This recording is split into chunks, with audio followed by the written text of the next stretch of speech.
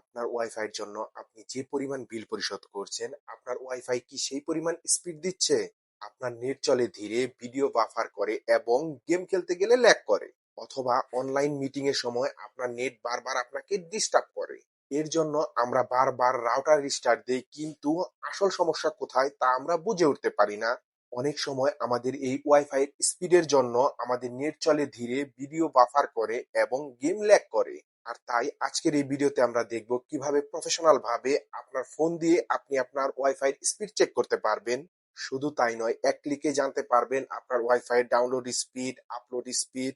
আর এর জন্য আপনাকে কোনো থার্ড পার্টি অ্যাপস এর সাহায্য নিতে হবে না, মাত্র একটি ওয়েবসাইটের মাধ্যমে আপনি আপনার ওয়াইফাই স্পিড একদম প্রফেশনাল ভাবে যাচাই করতে পারবেন। তাই ভিডিওটি খুবই গুরুত্বপূর্ণ, সম্পূর্ণ ভিডিওটি দেখার অনুরোধ রইল এবং ভিডিওটি ভালো লাগলে অবশ্যই একটি শেয়ার করে দিবেন। এবং আপনি যদি এখন পর্যন্ত আমার চ্যানেলটি সাবস্ক্রাইব করে না রাখেন, অবশ্যই চ্যানেলটি সাবস্ক্রাইব করার রিকোয়েস্ট থাকবে।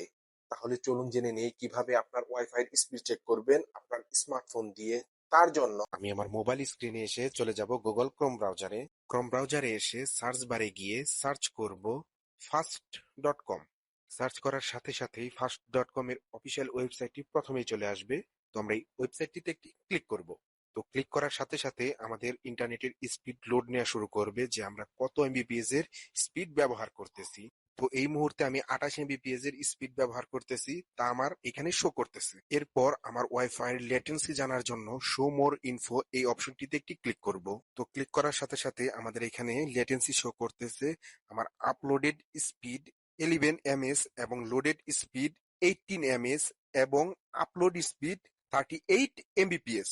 সো এইভাবেই আপনারা আপনাদের ওয়াইফাই এর অরিজিনাল স্পিড চেক করে নিতে পারবেন।